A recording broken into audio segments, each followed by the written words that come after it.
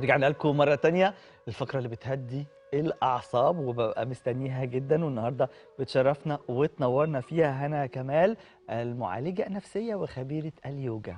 هلو، هلو، ازيك؟ أخبارك؟ اخبارك ايه؟ وحشتينا؟ وانت كمان. حلو قوي نيو لوك. جيت من الهند بقى، عملت نيو لوك. لا أصل لسه حلو راجعه قوي. بقى من اسبوعين. لا حلو قوي ميرسي، ربنا واللبس اللي انت يخليك. لابساه ده هندي خالص. ربنا يخليك. أخبارك إيه؟ الحمد لله. بصي يا اخبارك ايه؟ ستي، المرة اللي فاتت احنا لعبنا كتير. لعبنا كتير، ما مم. اتكلمناش كتير، النهارده هنبتدي نتكلم بقى بالكلام. كتير وبعد كده هنلعب كتير في الاخر. طيب هنتكلم النهارده عن الطاقة طاقه. السلبية. تمام. يعني ايه طاقة سلبية الأول؟ الاول مفيش حاجه اسمها طاقه سلبيه أصلا؟ اصلا. من البداية من كده. البدايه اوكي. مفيش حاجه اسمها طاقه ايجابيه وطاقه سلبيه. في حاجه اسمها طاقه خير وطاقه شر. اوكي. بنقول مجازا طاقه الشر دي انها سلبيه، مهم. وبنقول مجازا لطاقه الخير انها ايجابيه. اللي بيخلف مختلف طبيعة الطاقة نية الإنسان أو نية البشر أو نية الكائن المحرك للطاقة. مهم. لأن الطاقة زي ما اتعلمنا أيام المدارس كده، كنا بنقول الطاقة لا تستنفذ ولا تستحدث من عدم ولا تفنى. مم. تمام؟ يبقى أصل الطاقة منين؟ نعرف بقى من نفهم جوانا الطاقة. ولا ايه؟ من ربنا من سبحانه ربنا وتعالى. طبعا، اما كل حاجة من ربنا. تمام؟ فالطاقة دي هي روح. It's spirit, it's soul. روح الطاقة دي على الفطرة نقية من ربنا سبحانه وتعالى. دايما بتدينا حلوة.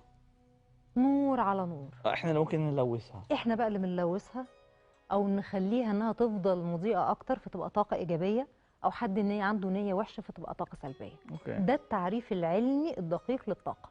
مجازا بنقول انها نيجاتيف انرجي، طاقه سلبيه او طاقه ايجابيه. اوكي. طيب لو احنا عايزين، اولا لو دخلنا مكان فيه طاقة شر او سلبية، الواحد ممكن يحس. طبعا بنحس وبنقول مجازا، بقول المكان ده قلبي انشرح فيه او انا مبسوط او انا مرتاح.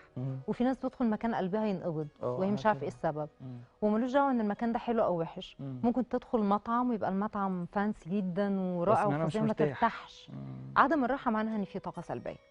الطاقه السلبيه دي معناها ان في ناس نفوسهم مش حلوه، ان في ممكن تركيب وضع المبل والاساس موضوع بوضع معين بيولد طاقه سلبيه وهكذا. طيب ده للأماكن. ده الأشخاص بقى، يعني في أشخاص موضوع كبير بقى مع عندي الاشخاص. مشكلة معاهم. الموضوع كل الناس عندها مشكله مع لا الناس. يعني أنا في أشخاص أول ما أسلم عليهم وأبص في عينيهم زي أنا ببص في عينيكي كده، تمام. أنفر. طب مع إن اولا دي نعمه إحنا كبيره لسه جدا. لسه ما اتكلمتش معاه، أنا بسلم وببص كده، أنا فليته أو فلتها. دي نعمه كبيره جدا من عند هي دي ربنا نعمة سبحانه طبعا. وتعالى. في شخص أو حد تاني أسلم عليه وأبص في عينه من أول مرة، في راحه وهنقعد وهنتكلم وهنبقى مبسوطين. تمام. والتاني جميل. اللي انا مش مرتاح له ده هنقعد نتكلم واحنا مبسوطين، بس هنا مش مرتاح. مش مرتاح. ده بيترجم اللي اتقال وتم ذكره في السنه النبويه، ان الارواح جنود مجنده، ما تعارف منها ائتلف وما تنافر منها اختلف. ده بيحصل لنا كلنا كبشر، بس مش كل الناس عندها الادراك والوعي الروحاني ده ان هي تقدر تحس، وبتتلخبط. عارف المثل بيقول الانطباعات الاولى تدوم؟ ده حقيقي، ده طاقه. انطباعك الاول عن اي شخص المفروض ده اللي تصدقه مهما صدر منه حلو بعد كده. والانطباع الاول لو هو انطباع حلو وحصل اي وحش تصدق الانطباع الاول. المشكله بقى في الناس السلبيه، والمشكله في الناس اللي بتسبب لنا اذى نفسي، والمشكله في الناس اللي بتسحب مننا الطاقه. ما هم انواع كتير، بنسميهم في علم الطاقه فامبايرز، ان هم انرجي ساكرز، مصاص الطاقه، ان هم بياخدوا الطاقه من الناس. دول بقى نتعامل معاهم ازاي؟ ده بقى اللي هنقول للناس النهارده. ازاي؟ اول حاجه don't take anything personal، ما اخدش اي حاجه بشكل شخصي. اول ما بفتح البوابه القلب والعقل لما اي حد بيكلمني او سمعني كلمه مش حلوه، او حد ممكن يلفظ لفظ يخصني او يحكم عليا وابدا اتضايق، معنى كده ان خدت الموضوع بشكل شخصي. يبقى انا فتحت البوابه من جوايا للشخص ده انه ياثر عليا، انه يضايقني. في حين اللي بيتضايق انا هو ما دخلش جوه قلبي يضايقني، صح؟ انا ستيل هنا وهو الشخص قدامي هنا، هو ما دخلش، ما اذانيش اذى مباشر. وعايزين قبل ده كمان نعرف الناس الفرق بين الاذى الحقيقي وبين الاذى النفسي. الاذى الحقيقي ده، ودايما عندي في السنتر بقول للناس كده، الاذى ده لما اللي قدامي يقدر يبلعني.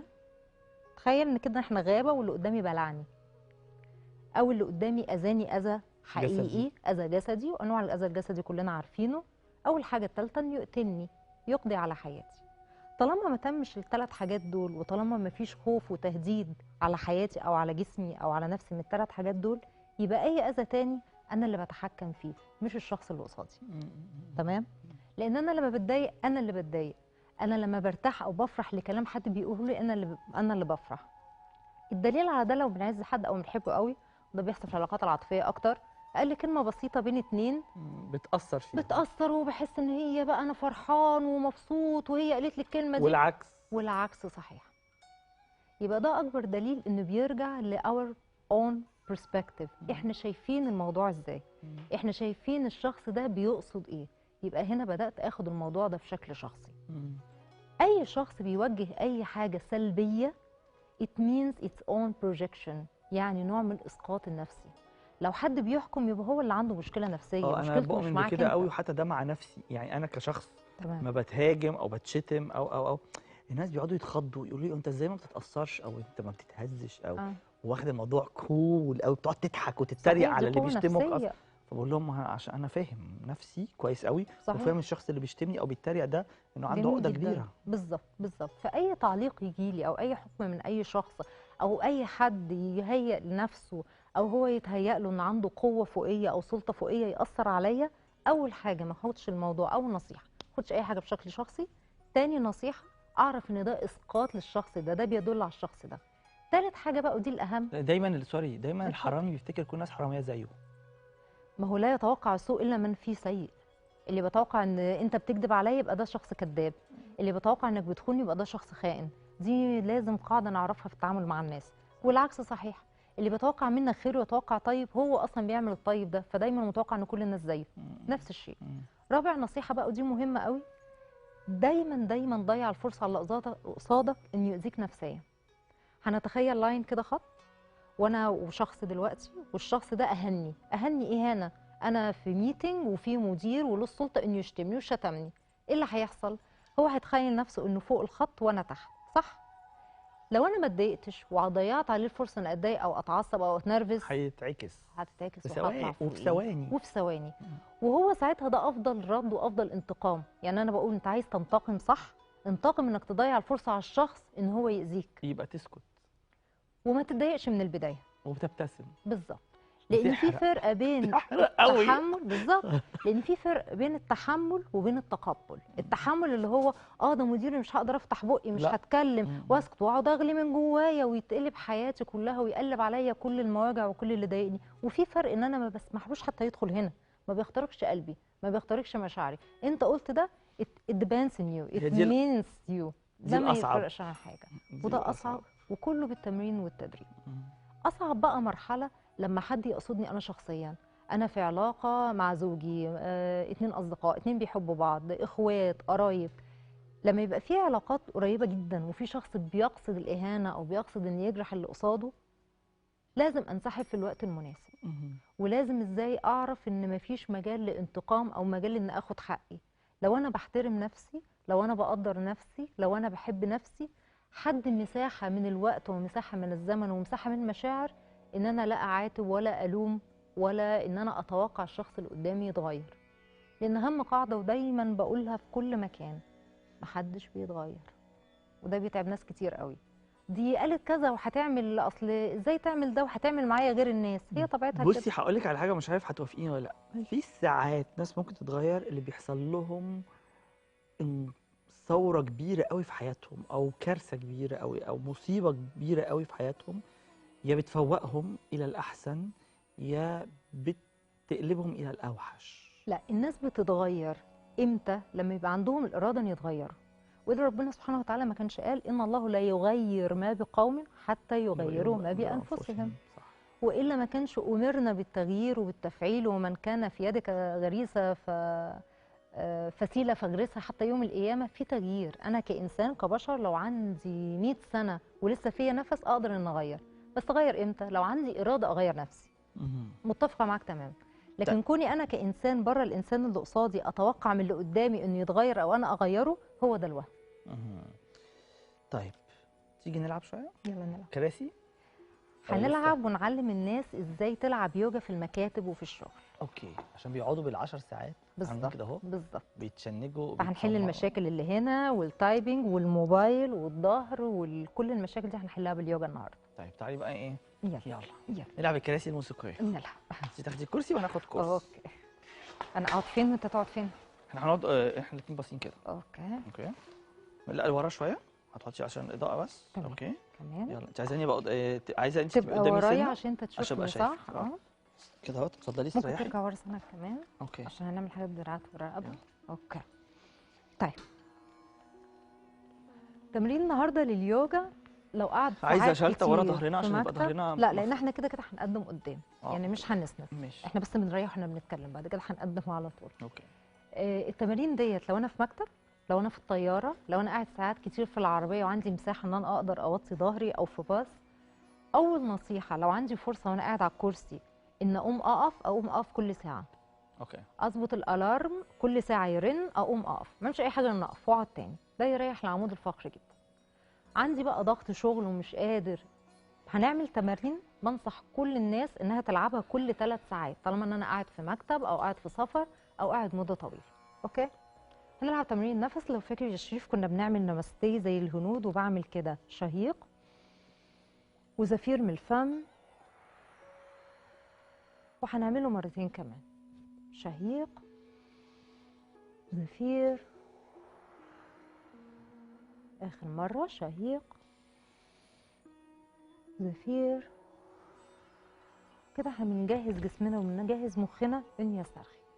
أول تمرين هنعمله واحنا قاعدين، هنعمل بالشكل ده، إيدينا بالوضع ده، وبعدين نقلب كفوفنا ونرفع دراعاتنا لفوق على الآخر، وراسي أنا باصص قدامي، بشد جسمي كأني في حاجة بترفعني لفوق. شد ظهرك على الآخر كأنك بالفعل بتتمطر، واتنفس. طبعا اي تمارين احنا هنلعبها بسرعه، المفروض التمرين الواحد يقعد دقيقه دقيقتين، قدامي التايمر، قدامي الالارم، قدامي الساعه، بقعد دقيقه لدقيقتين. جيت باك وافك ايديا. حسيت بالفك في الرقبه، هنلعبه مره كمان. ستارت. شد جسمي على الاخر على الاخر على الاخر. جيت باك وافك ايديا. دلوقتي هنعمل تمرين مهمه جدا للكتاف، لان احنا للاسف واحنا بنشتغل قاعدين غلط، يا اما كراسينا غلط، يا اما على طول قاعدين على اللابتوب او الكمبيوتر، يا اما على الموبايل، يا اما بنكتب، وضعنا كله غلط. فهنعمل التمرين هنا للكتاف. هرفع كتافي لفوق على الاخر وارجع بيها لورا، زقها على الاخر، برافو، مع النفس، وارجع بيها والريلاكس. مره كمان، لفوق على الاخر وزقها على الاخر لورا وتنفس. مره اخيره وتنفس طبيعي. جميل. دلوقتي حد مساحه الرجليه، وهنفتح رجلينا كده، واحاول على قد ما اقدر اوطي للاخر للاخر للاخر لحد ما ايديا تنزل. مش مهم راسي، هوطي راسي بالشكل ده. المفروض نثبت 3 دقايق في الوضع ده، وبرجع واخد نفس جديد. انهال، ننزل مره كمان.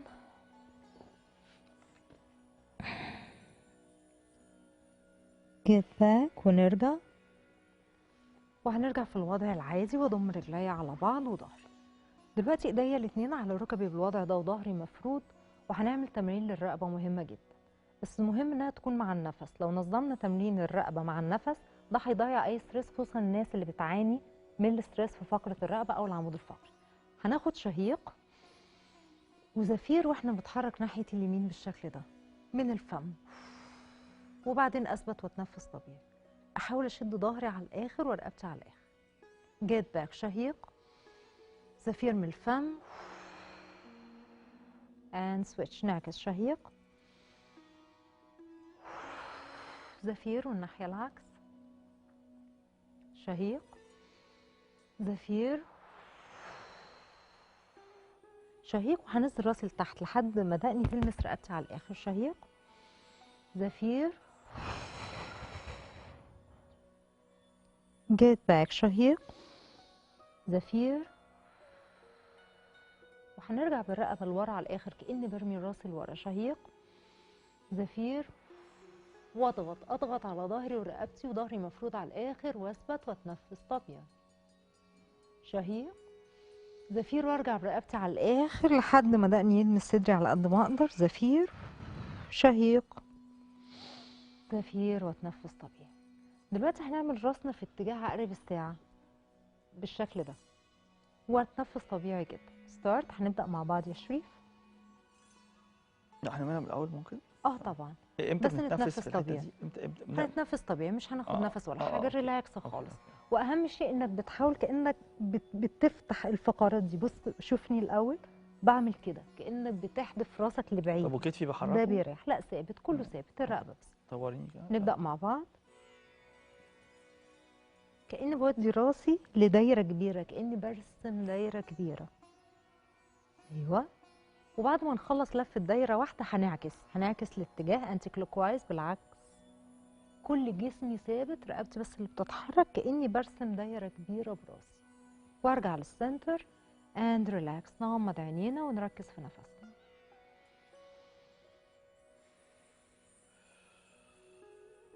دلوقتي نفتح عينينا. هنعمل تمرين مهم جدا للايد، لان الايد دي ايدينا المشكله ان هي بتشيل كتير وبتتحمل كتير، سواء من كتابه او شغل او من كهرباء. ماسك الموبايل فترات طويله ده بيشحن ايدينا بالطاقه السلبيه. هنعمل ايدينا كده بالشكل ده، دراعاتي مفروده، ظهري مفرود، رقبتي مفروده، وانا بتنفس طبيعي. ما نعملش اي حاجه في نفسنا، بنتنفس طبيعي. وبعدين هنعمل كده كانك بترمي حاجه، بتنطر حاجه. طبعا مهم لما نعمل دوت نبقى قالعين الساعه، لان الساعه بيبقى فيها كهرباء. اي حلي مفيش مشكله، بس يفضل نبقى قالعين الساعه. سوري انا لسه واخده بالي منها، معلش. مع بعض كده. اوكي اند ريلاكس. ونرمي ايدينا. دلوقتي هنتخيل ان احنا بنقلب ايدينا في الميه بالشكل ده، وبالراحه وببطء. مهم جدا ان الريست يتحرك معاك بمرونه. برافو. واتنفس. ريفرس. هنعكس اتجاه العكس لايدينا. وهنعمل ايدينا كده اخر مره اند ريلاكس. دلوقتي هنحط رجل على رجل بوضع مختلف. هنحط رجل اليمين الاول بالشكل ده على مهلك. خلاص. وحاول تتني رجليك عليك. ايوه. وافرد ظهري ورقبتي على الاخر. واحاول اوطي ظهري على الاخر وانا ماسك ايديا، زي ما انت توطي راسك وظهرك على الاخر. واثبت. حاسس بالشد اللي حصل في الفخذ. جيت باك. ناخد نفس جديد اند سويتش. برضو بنفس التكنيك. ايوه. بس حاولي شوف رجليك تكون مستقيمه مش داخله لجوه. ايوه احسن. واضغط بظهري وراسي على الاخر على قد ما اقدر، وانا ستيل ماسك ايديا هنا. جيت باك. ونرجع. معلش. يبان بسيط بس هو قوي. يبان بسيط جدا. بس هو قوي. واخر حاجه هنعملها الانهال والاكسهال مع النمستي. ده تمرين استرخاء ممكن اعمله في اي مكان. الشهيق من الانف والزفير من الفم مع بعض. ستارت.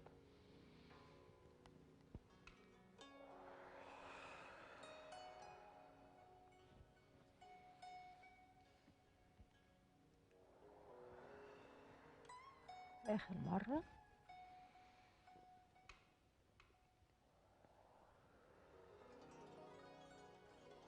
التمارين ديت كل تمرين عملناه المفروض يتعمل، كل تمرين يتعمل 3 مرات. كل مره وانا واقف ثابت على الناحيه اليمين او الناحيه الشمال بقعد دقيقه. مش هاخد اكتر من 15 دقيقه، 10 دقائق، 15 دقيقه. لو عملناها مرتين في اليوم كله بعد كل 3 ساعات من الشغل، هتشوفوا شكل جسمكم عامل ازاي، وهتشوفوا الستريس ضاع قد ايه واحنا بنشتغل. تحفه. جميل. بقالي واحنا كتير لسه ده احنا بنجري، احنا ما عملناهوش بقالي كتير ما بنفس عملتش الوقت. الحاجات دي. ما عملناهوش بنفس طيب الوقت. نرجع نرجع الكراسي. نرجع الكراسي عشان نخرج ما يزعلش. لا هنرجع بره خالص. اهو دي ايوه تمام. اتفضلي. التمارين دي هايله. عارف ان في بعض الناس دلوقتي هيبقوا عايزين يتفرجوا علينا، الناس دي بتعمل ايه؟ جربوا يعني ده ولا عيب ولا حرام اللي عملناه. جربوها هتحسوا ان جسمكم مختلف، هتحسوا ان انتوا فريش، تحسوا ان اكنكم لعبتوا رياضه. هتتعبوا كمان شويه لان كل عضلات الجسم بتفك وبتشتغل. جسمك هيفتح. امم جسمك هيفتح. آه. ده اللي بتعمله اليوجا. واجمل حاجه في اليوجا عن اي رياضه تانية ان نفسيتك بترتاح، لان هي بتاثر داخليا على جسمنا، بتاثر على الهرمونات، بتاثر على الغدد، بتاثر على النيورونز، الموصلات العصبيه للمخ. تخلي الواحد اهدى، وبتخلي الواحد يعرف بالظبط. ذهنه يفكر كويس، يقدر ياخد القرار بطريقه احسن. بتهدي الواحد، تخلي الواحد يعرف يركز في حاجه واحده. والكلام اللي كل مره بقوله واحنا في حصه اليوجا، ان من اكتر الحاجات اللي بتساعد على ان الواحد يخش في الصلاه بخشوع غير عادي ممارسه اليوجا. لان اغلبيه الناس، انا عارف ده وانا كنت كده، لما بيجوا يصلوا بيبقوا يفكروا في كذا حاجه، وات ايفر دياناتهم ايه يعني. فاليوجا دي بتخلي الواحد فوكسنج او مركز في حاجه واحده. وتمارين النفس كمان دي مع الصلاه رائعه. طبعا الصلاه نفسها يوجا، هي ده حقيقي. الصلاه اصلا يوجا. م. فكره وضعنا للايد بالشكل دوت، احنا لامسين هنا شاكرا معينه. م. فكره ان احنا نحط ايدينا ونقفل، فكره ان احنا نتحرك، كل ديت يوجا. طيب اللي احنا عملناه دلوقتي ده كمان كل الناس ممكن تعمله في الشغل، وان افراد او الاسره البيت او اي ممكن مكان. يعملوا. عايزه تختمي بايه؟ طيب ملحوظه بس، افراد الاسره يعملوا كل التمارين ما عدا التمرين اللي عملناه بالشكل ده. اشمعنى؟ لان لو حد فوق، بنتكلم عن سن 50 فيما فوق، او عندهم اي انزلاق غضروفي، ممكن يعمل مشكله. فده اوكي التمرين الوحيد اللي مش اي حد يعمله، لكن كل التمارين الناس تعمله. اوكي. احب اختم بايه؟ مهم. الواقع من وجهه نظرنا مش من وجهه نظر الناس. مم. يا ريت الناس تعرف كده. مم. غير فكرك عن الواقع او تصورك عن اللي بيحصل، الدنيا هتختلف. استسلامنا وتشكيل دماغنا ومخنا لصوره معينه، صوره ذهنيه معينه او احساس عاطفي معين، هو سبب كل المشاكل. صحيح. فمنتهى البساطة أشوف الأمر من وجهة نظري، من مش وجهة نظر الناس. لأن الناس هتتكلم، الناس مش هتتغير. الناس في النهاية، ودي كلمة بقولها عندي في السنتر، خصوصا السنتر بتاعي سيدات فقط، بقول لهم كلمة واحدة: لما بتدخلي تنامي على المخدة، محدش بيعرف انت بتدمعي ولا بتعيطي، محدش بيعرف انت بتضحكي مبسوطة. ده مش من شأن حد، ده من شأنك انت. ده صحيح. بشكرك. ميرسي يا شيخ. هديتينا. الحمد لله، يا رب الناس تكون هديت في كل مكان. اشكرك شكر خاص جدا لهنا كمال، المعالجه النفسيه وخبيره اليوجا، على وجودها معانا النهارده. خلونا نشوف فاصل، بعد الفاصل نرجع لكم ونختم زي كل يوم اثنين وثلاث مع فضيله الشيخ دكتور سالم عبد الجليل وتفسير القران الكريم. خليكم معنا لو سمحتوا.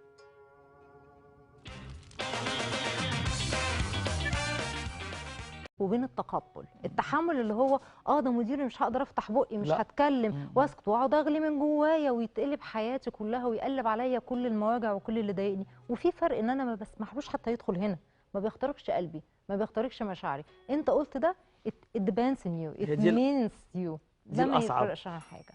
وده الأصعب. اصعب، وكله بالتمرين والتدريب. اصعب بقى مرحله لما حد يقصدني انا شخصيا، انا في علاقه مع زوجي، اتنين اصدقاء، اتنين بيحبوا بعض، اخوات، قرايب. لما يبقى في علاقات قريبه جدا وفي شخص بيقصد الاهانه او بيقصد ان يجرح اللي قصاده، لازم انسحب في الوقت المناسب. ولازم ازاي اعرف ان مفيش مجال لانتقام او مجال ان اخد حقي. لو انا بحترم نفسي، لو انا بقدر نفسي، لو انا بحب نفسي، حد مساحه من الوقت ومساحه من الزمن ومساحه من المشاعر ان انا لا اعاتب ولا الوم ولا ان انا اتوقع الشخص اللي قدامي يتغير. لان اهم قاعده ودايما بقولها في كل مكان: محدش بيتغير. وده بيتعب ناس كتير قوي. دي قالت كذا وهتعمل، اصل ازاي تعمل ده وهتعمل معايا غير الناس، هي طبيعتها بصي كده. هقول لك على حاجه، مش عارف هتوافقيني ولا لا. في ساعات ناس ممكن تتغير اللي بيحصل لهم ثوره كبيره قوي في حياتهم، او كارثه كبيره قوي، او مصيبه كبيره قوي في حياتهم، يا بتفوقهم الى الاحسن يا بتقلبهم الى الاوحش. لا، الناس بتتغير امتى؟ لما يبقى عندهم الاراده ان يتغيروا. واذا ربنا سبحانه وتعالى ما كانش قال ان الله لا يغير ما بقوم حتى يغيروا ما بانفسهم؟ صح. والا ما كانش امرنا بالتغيير وبالتفعيل، ومن كان في يدك غريزه فسيله فاغرسها حتى يوم القيامه. في تغيير. انا كانسان كبشر لو عندي 100 سنه ولسه فيا نفس اقدر ان اغير. بس اغير امتى؟ لو عندي اراده اغير نفسي. متفقه معاك تمام. لكن كوني انا كانسان بره الانسان اللي قصادي اتوقع من اللي قدامي انه يتغير او انا اغيره، هو ده الوهم. طيب تيجي نلعب شويه؟ يلا نلعب. كراسي؟ هنلعب ونعلم الناس ازاي تلعب يوجا في المكاتب وفي الشغل. اوكي، عشان بيقعدوا بالعشر ساعات عاملين كده اهو، بالظبط، بيتشنجوا. فهنحل المشاكل اللي هنا والتايبنج والموبايل والظهر وكل المشاكل دي هنحلها باليوجا النهارده. طيب تعالي بقى ايه؟ يلا نلعب الكراسي الموسيقيه. نلعب. انت تاخدي الكرسي وانا اخد كرسي. اوكي. انا اقعد فين وانت تقعد فين؟ احنا هنقعد احنا الاثنين باصين كده. اوكي. لا لورا شويه، هتحطي عشان الاضاءه بس. تمام. اوكي تمام. يلا. انت عايزاني بقى عايزه انت تبقى قدامي ورايا سنة عشان انت عشان ابقى تشوفني شايفك. صح. كده اهو. اتفضلي ممكن استريحي. ترجع ورا سنك كمان. اوكي. عشان هنعمل حاجه بدراعات ورقبه. يلا. اوكي. طيب، تمرين النهارده لليوجا لو قعد عايزه ساعات شلته ورا كتير ظهرنا في عشان يبقى مكتب، ظهرنا لا، لان احنا كده هنقدم قدام. يعني أوكي. مش هنسند. ماشي. احنا بس بنريح واحنا بنتكلم، بعد كده هنقدم على طول. اوكي. التمارين ديت لو انا في مكتب لو انا في الطياره، لو انا قاعد ساعات كتير في العربيه وعندي مساحه ان انا اقدر اوطي ظهري، او في باص. اول نصيحه لو عندي فرصه وانا قاعد على الكرسي ان اقوم اقف كل ساعه. اوكي. اظبط الالارم كل ساعه يرن، اقوم اقف، ما اعملش اي حاجه غير ان اقف واقعد تاني. ده يريح العمود الفقري جدا. عندي بقى ضغط شغل ومش قادر، هنعمل تمارين بنصح كل الناس انها تلعبها كل 3 ساعات، طالما ان انا قاعد في مكتب او قاعد في سفر او قاعد مده طويله. اوكي. هنلعب تمرين نفس. لو فاكر يا شريف كنا بنعمل نمستي زي الهنود، وبعمل كده شهيق وزفير من الفم، وهنعمله مرتين كمان. شهيق، زفير، طاقه. ما هم انواع كتير، بنسميهم في علم الطاقه فامبايرز، ان هم انرجي مصاصي ساكرز، الطاقة. مصاص الطاقه، ان هم بياخدوا الطاقه من الناس. دول بقى نتعامل معاهم ازاي؟ ده بقى اللي هنقوله للناس النهارده. ازاي؟ اول حاجه don't take anything personal، ما اخدش اي حاجه بشكل شخصي. اول ما بفتح البوابه القلب والعقل لما اي حد بيكلمني او سمعني كلمه مش حلوه، او حد ممكن يلفظ لفظ يخصني او يحكم عليا وابدا اتضايق، معنى كده ان خدت الموضوع بشكل شخصي. يبقى انا فتحت البوابه من جوايا للشخص ده انه ياثر عليا، انه يضايقني. في حين ان اللي بيتضايق انا هو ما دخلش جوه قلبي يضايقني، صح؟ انا ستيل هنا وهو الشخص قدامي هنا، هو ما دخلش، ما اذانيش اذى مباشر. وعايزين قبل ده كمان نعرف الناس الفرق بين الاذى الحقيقي وبين الاذى النفسي. الاذى الحقيقي ده، ودايما عندي في السنتر بقول للناس كده، الاذى ده لما اللي قدامي يقدر يبلعني. تخيل ان كده احنا غابه واللي قدامي بلعني، او اللي قدامي اذاني اذى حقيقي، جسدي. اذى جسدي، وانواع الاذى الجسدي كلنا عارفينه. اول حاجه الثالثه انه يقتلني، يقضي على حياتي. طالما ما تمش ال3 حاجات دول، وطالما ما فيش خوف وتهديد على حياتي او على جسمي او على نفسي من ال3 حاجات دول، يبقى اي اذى تاني انا اللي بتحكم فيه، مش الشخص اللي قصادي. تمام؟ لان انا لما بتضايق انا اللي بتضايق، انا لما برتاح او بفرح لكلام حد بيقوله لي انا اللي بفرح. الدليل على ده لو بنعز حد او بنحبه قوي، وده بيحصل في العلاقات العاطفيه اكتر، اقل كلمه بسيطه بين اتنين بتأثر فيها. بتاثر، وبحس ان هي بقى انا فرحان ومبسوط وهي قالت لي الكلمه دي، والعكس. والعكس صحيح. يبقى ده اكبر دليل انه بيرجع لاور اون perspective، احنا شايفين الموضوع ازاي، احنا شايفين الشخص ده بيقصد ايه. يبقى هنا بدات اخد الموضوع ده بشكل شخصي. اي شخص بيوجه اي حاجه سلبيه it means its own projection، يعني نوع من الاسقاط النفسي. لو حد بيحكم يبقى هو اللي عنده مشكله نفسيه، انا مشكلته مش بؤمن معاك بكده انت. قوي، وحتى ده مع نفسي. يعني انا كشخص تمام. ما بتهاجم او بتشتم او الناس بيقعدوا يتخضوا يقولوا لي انت ازاي ما بتتاثرش، او انت ما بتتهزش، او واخد الموضوع كول، او بتقعد تضحك وتتريق صحيح، على دي اللي قوة بيشتمك نفسية. اصلا. فبقول لهم عشان انا فاهم نفسي كويس قوي، صحيح. وفاهم الشخص اللي بيشتمني او بيتريق ده انه عنده جميل عقده جدا. كبيره. بالظبط بالظبط. فاي تعليق يجي لي او اي حكم من اي شخص، او اي حد يهيئ لنفسه او هو يتهيأ له ان عنده قوه فوقيه او سلطه فوقيه ياثر عليا، اول حاجه ما اخدش الموضوع، او نصيحه ما اخدش اي حاجه بشكل شخصي. تاني نصيحه اعرف ان ده اسقاط للشخص ده، ده بيدل على الشخص ده.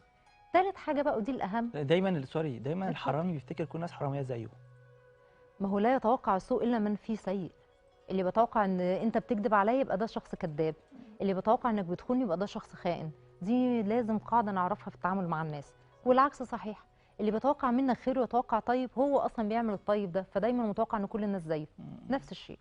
رابع نصيحه بقى ودي مهمه قوي، دايما ضيع الفرصه على اللي قصادك انه يؤذيك نفسيا. هنتخيل لاين كده خط، وانا وشخص دلوقتي، والشخص ده اهني اهانه، انا في ميتنج وفي مدير وله السلطه انه يشتمني وشتمني. ايه اللي هيحصل؟ هو هيتخيل نفسه انه فوق الخط وانا تحت، صح؟ لو انا ما اتضايقتش وضيعت عليه الفرصه ان اتضايق او اتعصب او اتنرفز، هتتعكس وفي ثواني. وفي ثواني. وهو ساعتها ده افضل رد وافضل انتقام. يعني انا بقول انت عايز تنتقم، صح؟ انتقم انك تضيع الفرصه على الشخص ان هو يأذيك، يبقى تسكت وما تتضايقش من البدايه، وبتبتسم. بالظبط. لان في فرق بين التحمل، بالظبط، لان في فرق بين التحمل كده كانك بتحدف راسك لبعيد. طب وكتفي بحركه؟ ده بيريح. لا، ثابت، كله ثابت، الرقبه بس. طوريني كده. نبدا مع بعض. كاني بودي راسي لدايره كبيره، كاني برسم دايره كبيره. ايوه. وبعد ما نخلص لفه دايره واحده هنعكس الاتجاه انتي كلوك وايز، بالعكس كل جسمي ثابت، رقبتي بس اللي بتتحرك كأني برسم دايرة كبيرة براسي. وارجع للسنتر and relax. نغمض عينينا ونركز في نفسنا.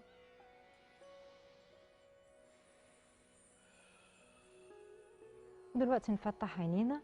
هنعمل تمرين مهمة جدا للإيد، لأن الإيد دي إيدينا المشكلة إن هي بتشيل كتير وبتتحمل كتير، سواء من كتابة أو شغل أو من كهرباء.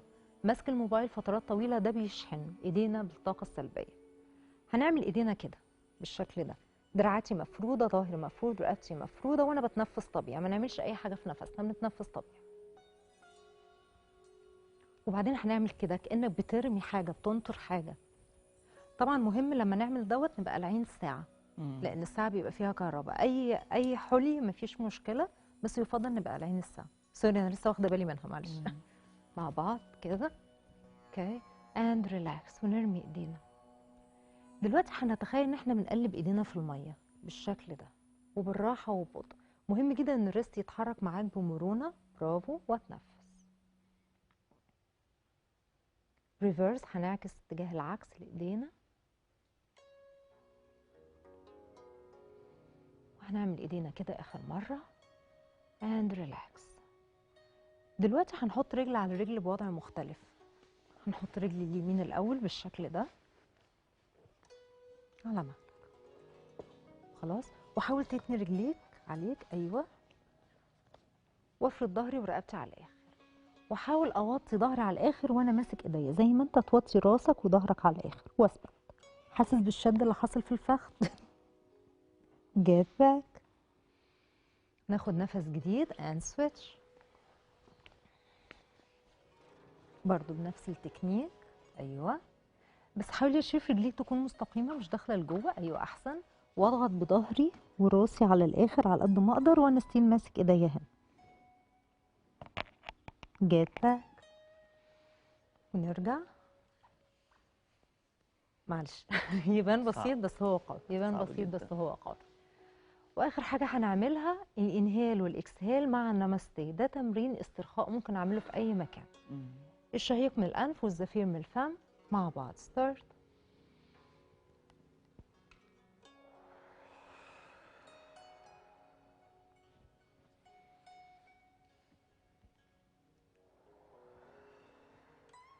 اخر مره.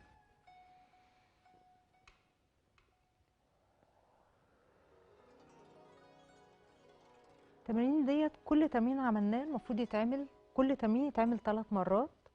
كل مره وانا واقف ثابت على الناحيه اليمين او الناحيه الشمال بقعد دقيقه. مش هاخد اكتر من 15 دقيقه، 10 دقائق، 15 دقيقه. لو عملناها مرتين في اليوم كله بعد كل 3 ساعات من الشغل هتشوفوا شكل جسمكم عامل ازاي، وهتشوفوا الستريس ضاع قد ايه واحنا بنشتغل. تحفه. جميل. واحنا لسه ده احنا بنجري، احنا ما عملناهوش بنفس الوقت. ما عملناهوش بنفس الوقت. نرجع الكراسي. الكراسي عشان المخرج ما يزعلش. بره خالص. اخر مره. شهيق، زفير.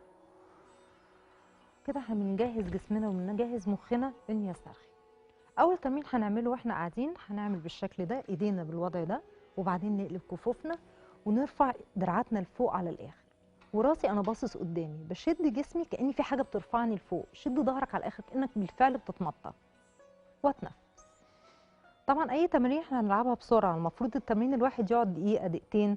قدامي التايمر، قدامي الالارم، قدامي الساعه، بقعد دقيقه لدقيقتين. جيت باك وافك ايديا. حسيت بالفك في الرقبه. هنلعبه مره كمان. ستارت. شد جسمي على الاخر على الاخر على الاخر. جيت باك وافك ايديا. دلوقتي هنعمل تمرين مهم جدا للكتاف، لان احنا للاسف واحنا بنشتغل قاعدين غلط، يا اما كراسينا غلط، يا اما على طول قاعدين على اللابتوب او الكمبيوتر، يا اما على الموبايل، يا اما بنكتب. وضعنا كله غلط. فهنعمل تمرين هنا للكتاف. هرفع كتافي لفوق على الاخر وارجع بيها لورا، زقها على الاخر. برافو. مع النفس. وارجع بيها والريلاكس. مره كمان لفوق على الاخر وزقها على الاخر لورا وتنفس. مره اخيره وتنفس طبيعي. جميل. دلوقتي حد مساحه الرجليه وهنفتح رجلينا كده واحاول على قد ما اقدر اوطي للاخر للاخر عارفة للاخر لحد ما ايديا تنزل. مش مهم راسي، هوطي راسي بالشكل ده. المفروض نثبت 3 دقايق في الوضع ده، وبرجع واخد نفس جديد، انهال، ننزل مرة كمان،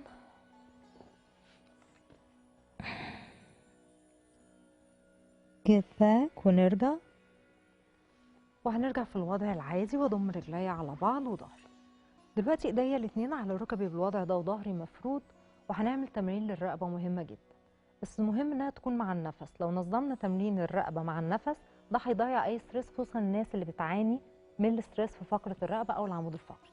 هناخد شهيق وزفير واحنا بنتحرك ناحية اليمين بالشكل ده من الفم، وبعدين اثبت واتنفس طبيعي.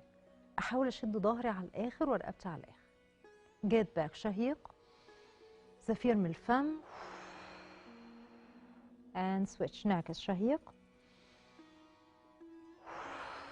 زفير، والناحية العكس، شهيق، زفير، شهيق، وهنزل راسي لتحت لحد ما دقني تلمس رقبتي على الاخر. شهيق، زفير، جيت باك، شهيق، زفير، وهنرجع بالرقبه لورا على الاخر كاني برمي راسي لورا. شهيق، زفير، واضغط، اضغط على ظهري ورقبتي وظهري مفرود على الاخر، واثبت واتنفس طبيعي. شهيق، زفير، وارجع برقبتي على الاخر لحد ما دقني يلمس صدري على قد ما اقدر. زفير، شهيق، زفير، واتنفس طبيعي. دلوقتي هنعمل راسنا في اتجاه عقرب الساعه بالشكل ده، واتنفس طبيعي جدا. ستارت. هنبدا مع بعض يا شريف. لا احنا من الاول ممكن. طبعا، امتى بس بنتنفس نتنفس في الحته طبيعي. دي؟ امتى هنتنفس طبيعي، مش هناخد نفس ولا حاجه، أوكي. ريلاكس أوكي، خالص. أوكي. واهم شيء انك بتحاول كانك بتفتح الفقرات دي. بص شوفني الاول بعمل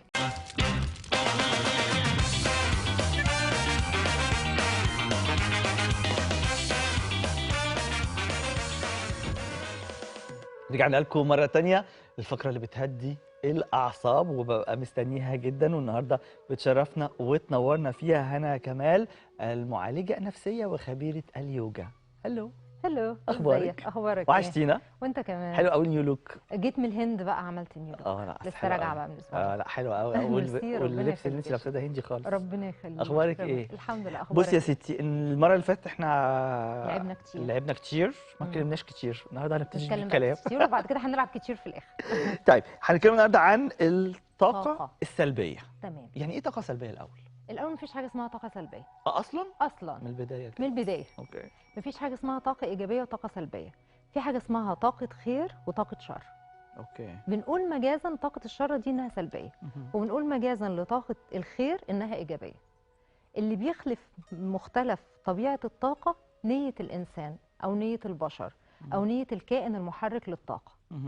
لان الطاقه زي ما اتعلمنا ايام المدارس كده، كنا بنقول الطاقه لا تستنفذ ولا تستحدث من عدم ولا تفنى. تمام. يبقى اصل الطاقه منين؟ نعرف بقى نفهم جوانا الطاقه ولا ايه؟ من ربنا سبحانه من ربنا وتعالى. طبعا، اما كل حاجه من ربنا. تمام.